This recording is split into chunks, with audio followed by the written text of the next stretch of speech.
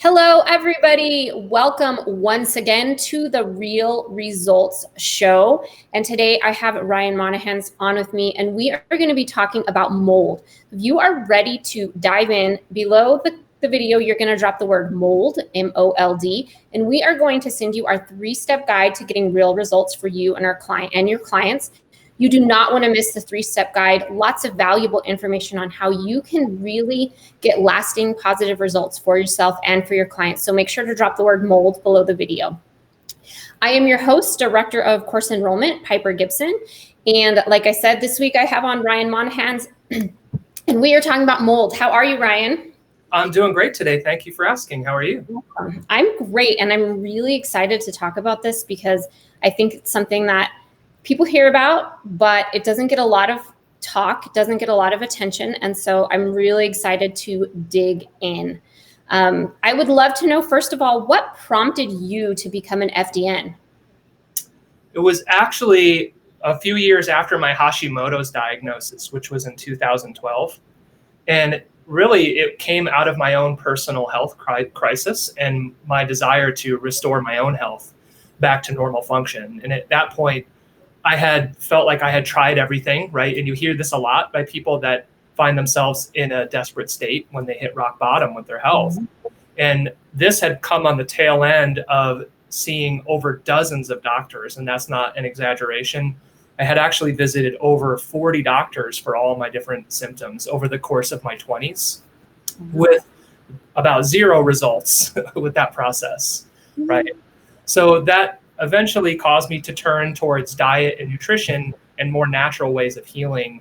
And then I kind of became sort of obsessed with it and started doing a lot of my own research and came to the realization that this was a calling for me. And if I was going to take it to the next level, I needed some top-notch education. And I had explored a handful of different programs, but FDN for me was a no-brainer because of this test, don't guess philosophy and the ability to run functional labs and look exactly at what's going on with your health. How long did it take you to complete the FDN course? It took me about somewhere between 6 to 9 months. And do you do this full time? I do. It took me about a year to go full time, actually.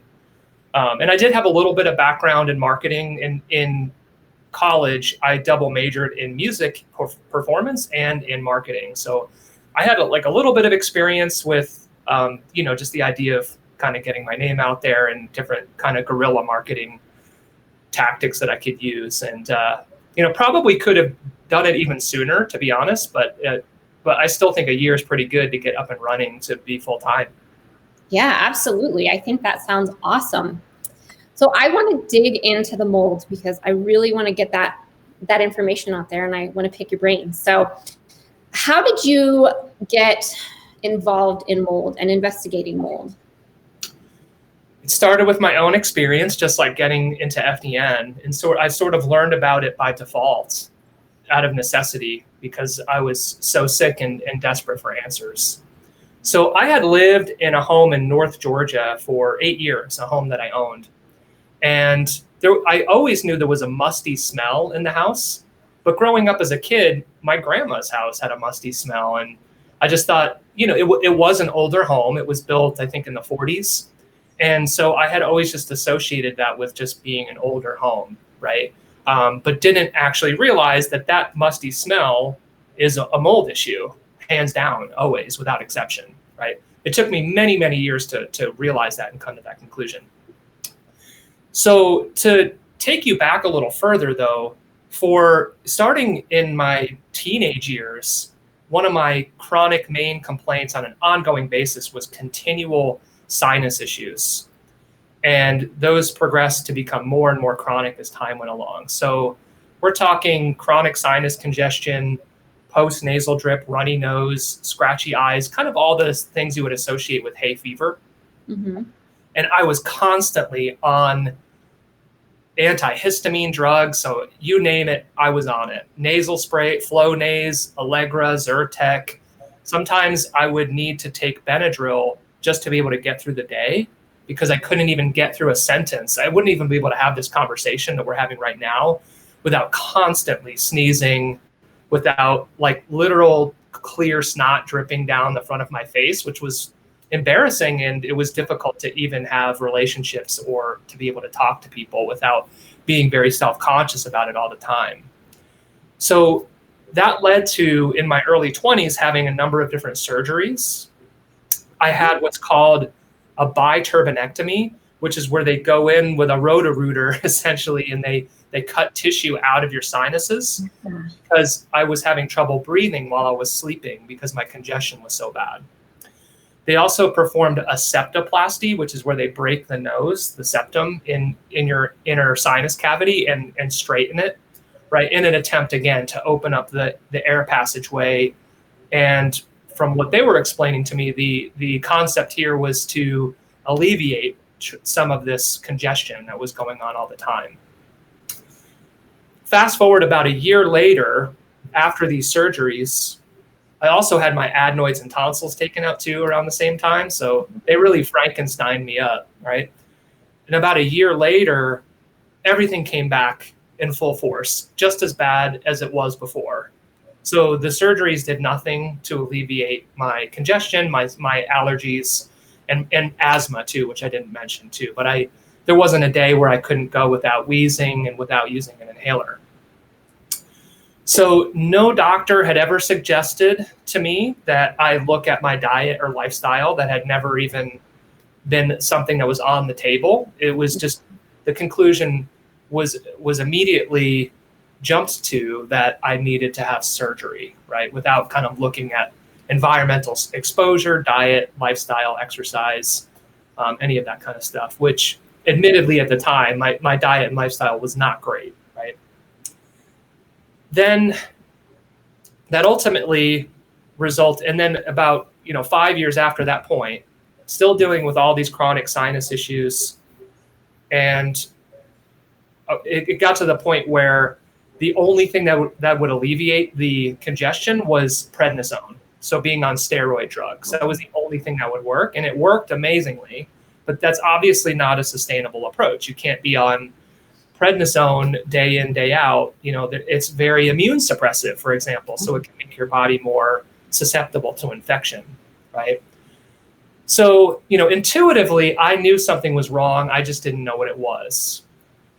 So the first piece of this puzzle for me was that Hashimoto's diagnosis, which that to me was the event that changed everything in my life, because it was a major wake-up call that I needed to do a massive overhaul of my diet, my lifestyle, my mindset, right?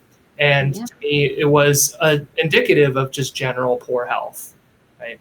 And so that's where I started doing a lot of my own research, reading Isabella Wentz's book on the thyroid, which is, to me, that's like the thyroid Bible. Yes, absolutely. That is amazing. Absolutely. And so I just worked through all her suggestions as much as I could on my own, but then realized I needed to run some of the tests that she suggested in her book. And where I was living at the time, I just didn't see it to be realistic to find a practitioner that would be willing to run those kinds of tests. So I thought, you know what, I might as well just kind of take my health into my own hands and do it on my own, right? That's it. Yes. Absolutely. Yeah. So my antibodies were sky high. My TSH was above 150. And for those listening that aren't familiar with what I'm talking about, TSH is a thyroid marker. It stands for thyroid stimulating hormone. And the medical range for that TSH value is roughly between 1 and 5. From a functional perspective, we want to see that even more narrow, like maybe like a 1 to a 2.5, right? So the higher the number, the more indicative it is of a hypothyroid state, of a slowed down metabolism, right? So think depression, fatigue, brain fog, constipation, weight gain, all those kind of things, right? So the higher the number, the slower your metabolism is going to be. And that range is about 1 to 2.5. Mine was at 150. So the doctor that finally helped me discover this, he was actually licensed in traditional Chinese medicine. So it took someone with a different perspective to actually check on this for me. And in his own words, he said he couldn't even believe I was able to get out of bed in the morning with a TSH level that high. Pretty crazy. That's crazy. I mean, that's just off the charts. And so were you living in this house at the time that all this was going on?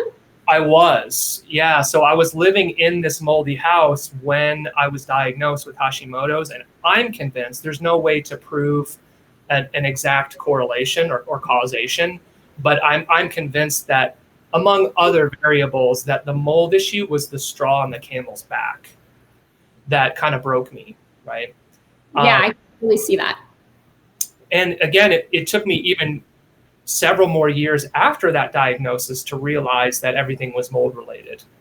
So I still had another at least 5 years to recovery, because even on thyroid medication, and I switched them around a bunch of times until I found the right dose and the right medication that worked for me. Even working through some of these foundational health principles, I went on an autoimmune paleo diet. So I was doing the AIP diet, right? Started, meditating more, doing yoga, all that good stuff.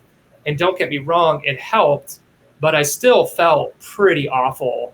And all of the diet and lifestyle stuff was just kind of like helping me hang on by a shoestring, right? Because I was still, what I didn't realize was I was still breathing in all these mold toxins on a day-to-day basis. And we can get into this more for sure. But one thing I often explain to my clients that are living in a very moldy home or mold situation is that you can take all the supplements in the world and try and diet your lifestyle your way out of this.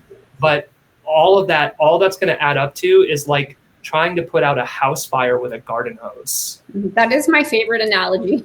Yeah. And I feel like it especially applies to mold, because it's kind of like this next level, deeper, after you've kind of done some of the foundational stuff and you haven't seen improvement, mold can just really, really talk about metabolic chaos.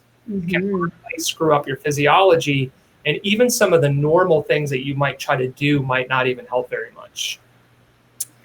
So how do you incorporate your now deep knowledge of mold with what you are doing as an FDN? Like, how did you put all of the puzzle pieces together?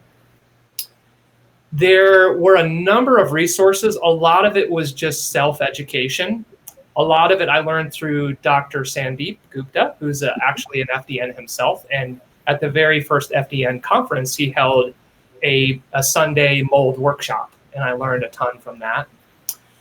I learned a ton from just, reading Dr. Shoemaker's resources and articles. He's considered to be sort of like the grandfather of mold illness. I learned about mold through Dr. Lauren Tessier, who's a naturopathic doctor who specializes in mold.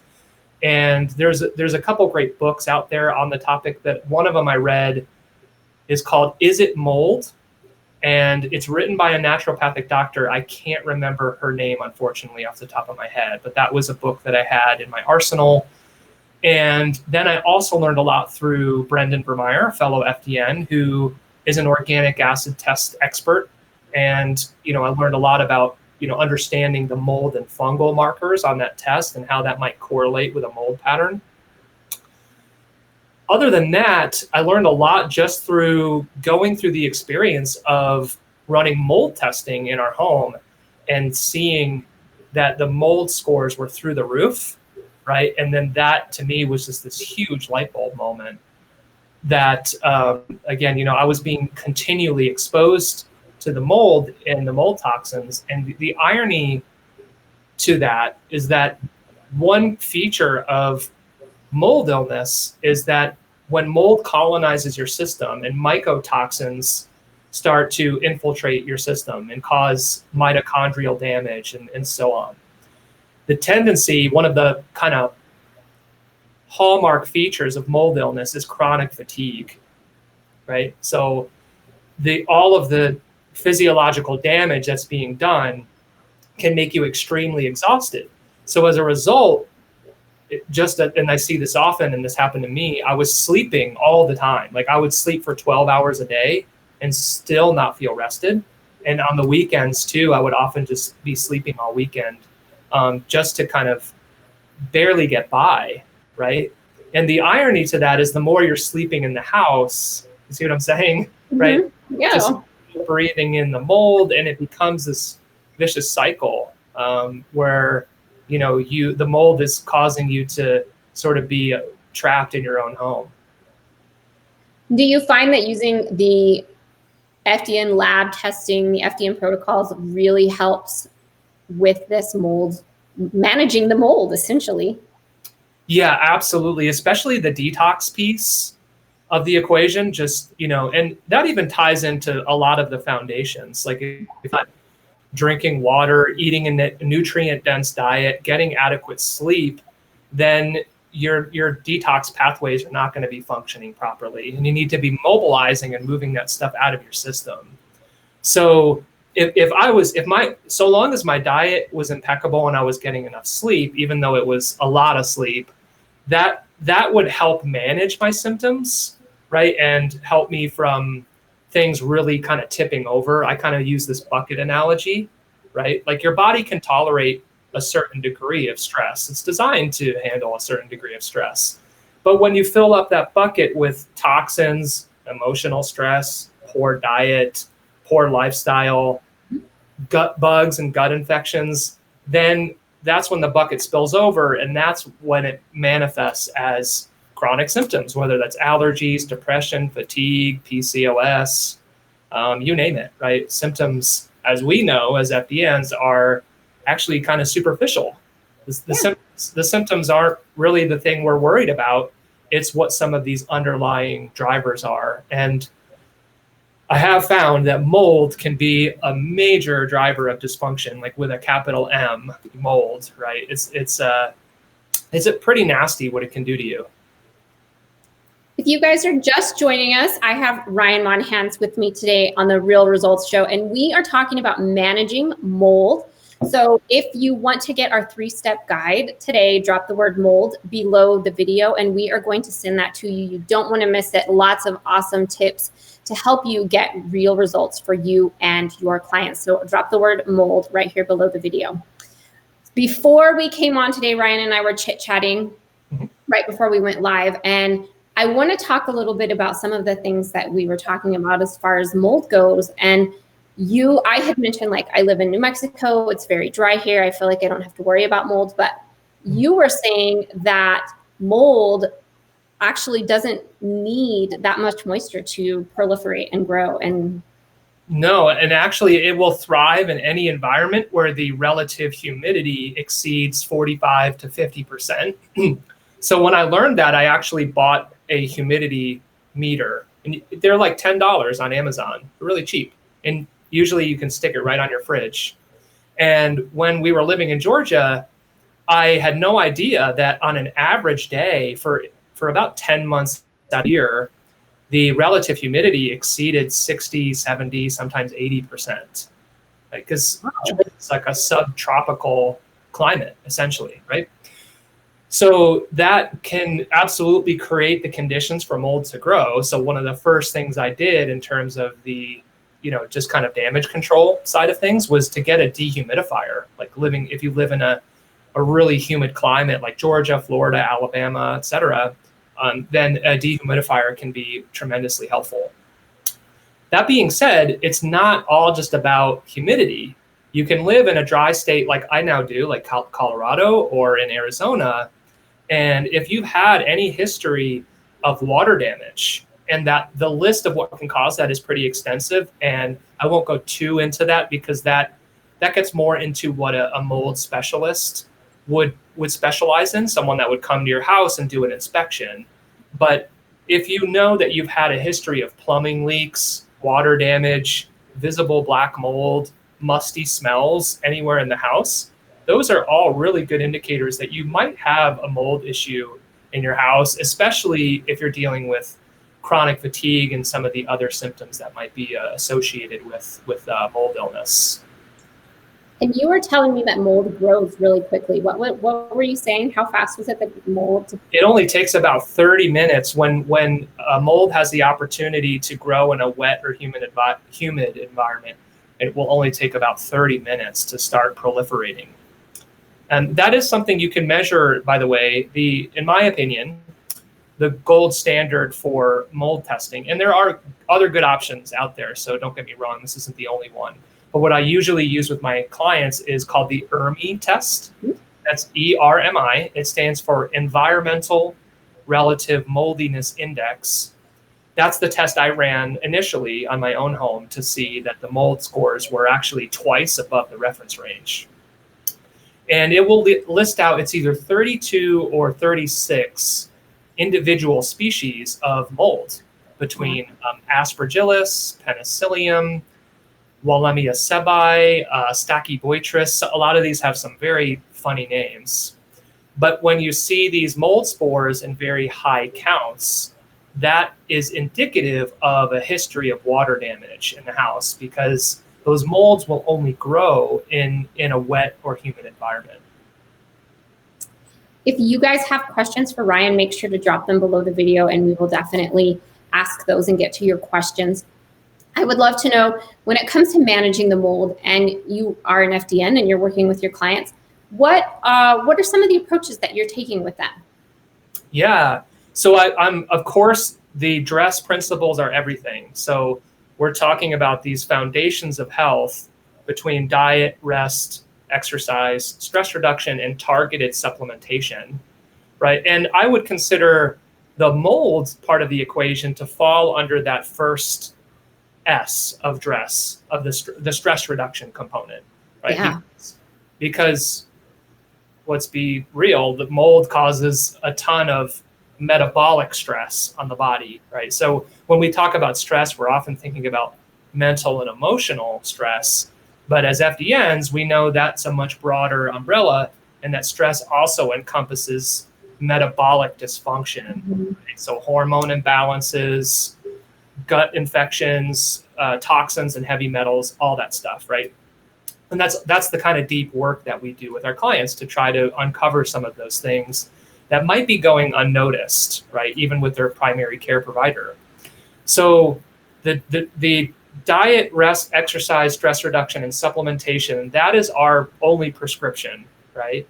And we're using functional labs to help identify anything that might be causing additional stress on the body, and mold can be one of those variables.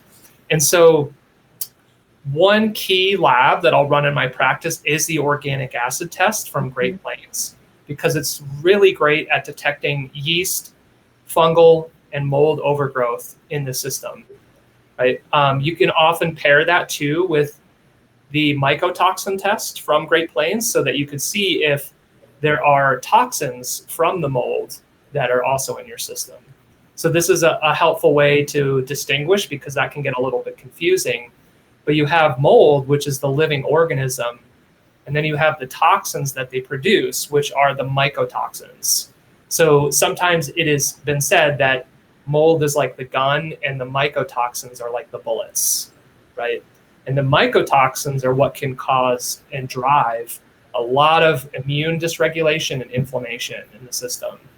So that organic acid test, which I know is really popular among a lot of FDNs, that can be a really good starting place to, and what's really neat is you'll be able to see on that test if someone has an overgrowth or colonization of Aspergillus mold in their gut from that urine test. And then on the ERMI test, which is the test I mentioned earlier to detect mold in the home, you'll often see a correlation there between Aspergillus growing in the home and then the Aspergillus colony in the gut, right? So those two can be a pretty neat correlation to be run together side by side. You know, you're looking at like what's going on outside of you in the environment, and then you're looking at what's going on internally in your body and seeing how they connect with each other. Absolutely. And then you have that aha moment, because you can put the two pieces together. And I think that for so many people, that's what they're missing. They're missing those pieces. So I think that's fantastic. And for some people, seeing is believing, right? So I realize it can also be a very tough pill to swallow.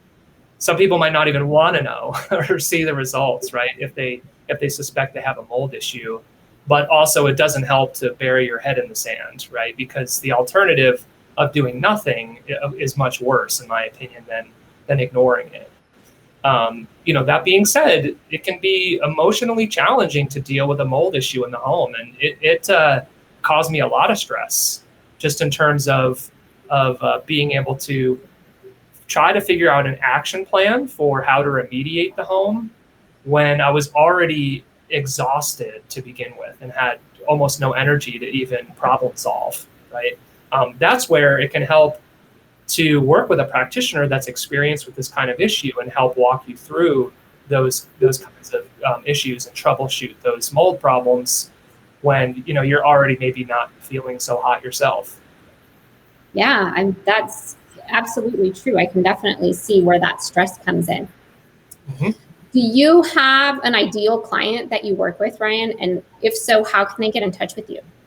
Yeah, so I work primarily with clients dealing with autoimmune conditions, especially Hashimotos, just because that's my own personal health journey, and that ended up being something that I went very deep down in terms of understanding the nuances and complexities of autoimmune conditions.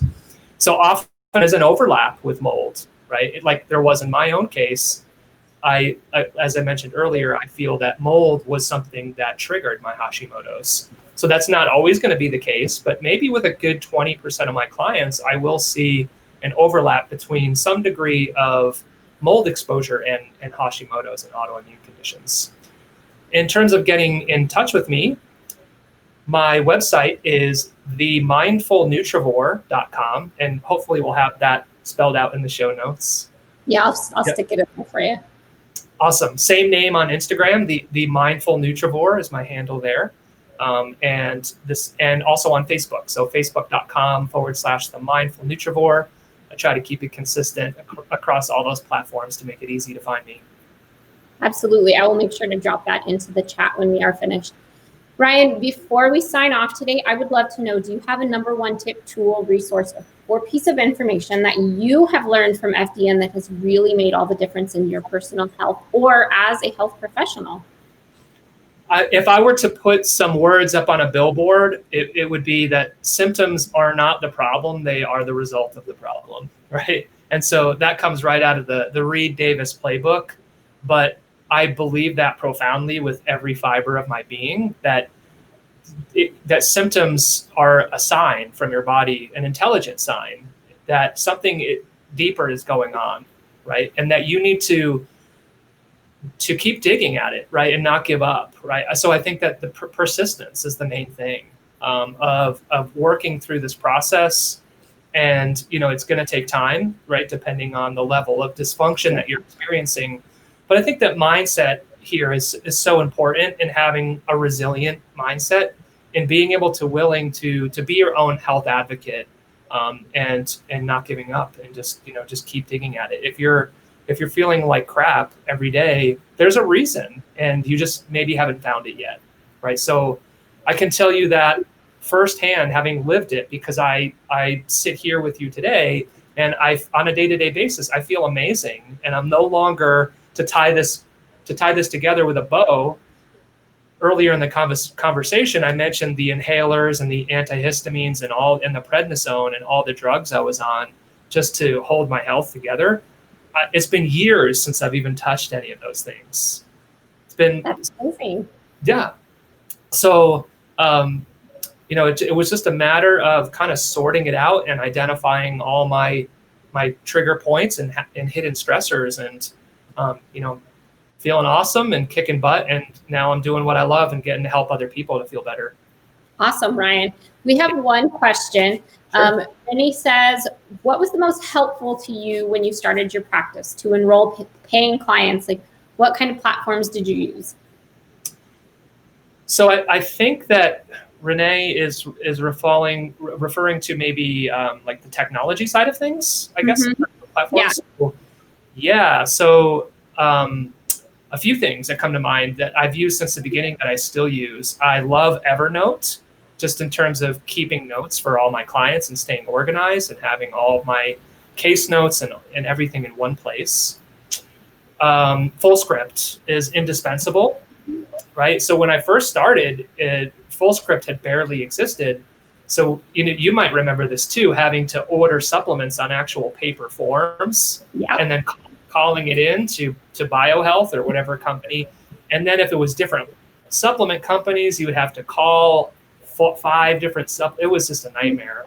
So FullScript is an online supplement dispensary that warehouses all of your supplements. So you're not having to inventory anything in your office. So everything is drop shipped, meaning that you log into your system, you create a protocol for your clients, they log into their account and they create the order, and then the supplements are shipped to them without you ever actually having to, it's makes things super simple. You can put your protocols right within FullScript. So those are a couple things I think on the technology side. That Zoom, right? When I first started, I did everything over the phone, but then I eventually transitioned after about my first year of practicing to using Zoom, just because I feel like it's more personal to be able to see clients' face and see them face to face and have that personal connection. And also you have the ability to screen share.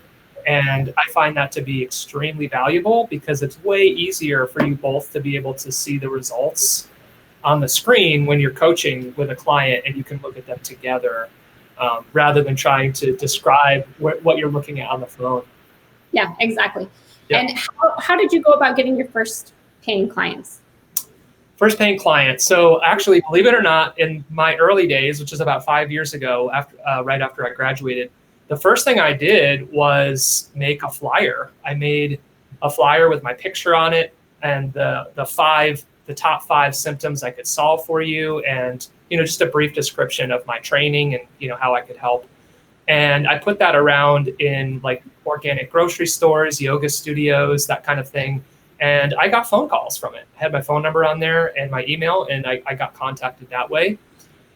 And really, it just started with a 1 or 2 clients, and just delivering my 100% to them, right? Just really over delivering as much as I could, because I think that's what's going to get you referrals.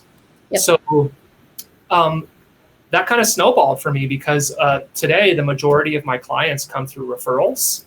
And, I think it's a bit of a myth that you have to, not to say it's not important, but I don't think you necessarily have to be on Instagram every day. Don't get me wrong, that helped me. And I have had clients come to me through social media. But I think what makes the biggest impact is just doing an awesome, amazing job for your clients and, being there for them. And if you get them results, they're going to refer you to your next client. Yeah. And that's really kind of the same thing for me. I just started sharing what I was doing. I got a couple of clients, and I don't do any advertising. Clients just come to me. I get emails and calls all the time about, hey, I know so-and-so. So I'll be honest with you. My practice is so busy, I barely have time to be on social media anymore. So that's a good problem, I suppose. I actually wish I kind of find it fun. So I wish I had more time to make an occasional Instagram post, but they're kind of few and far between these days. Yeah, absolutely. Well, Ryan, thank you again so much for coming on. It was awesome to talk to you and dig in, and thank you for answering the questions in the chat box below the video. If you guys have any more questions, make sure to drop them there. You can absolutely drop the word mold so you can get that 3-step guide that we are giving away. But I will be back here same time, same place next week with a brand new guest. So thank you for joining me. Thank you again, Ryan. Thanks for having me. Thank you. Bye, everybody.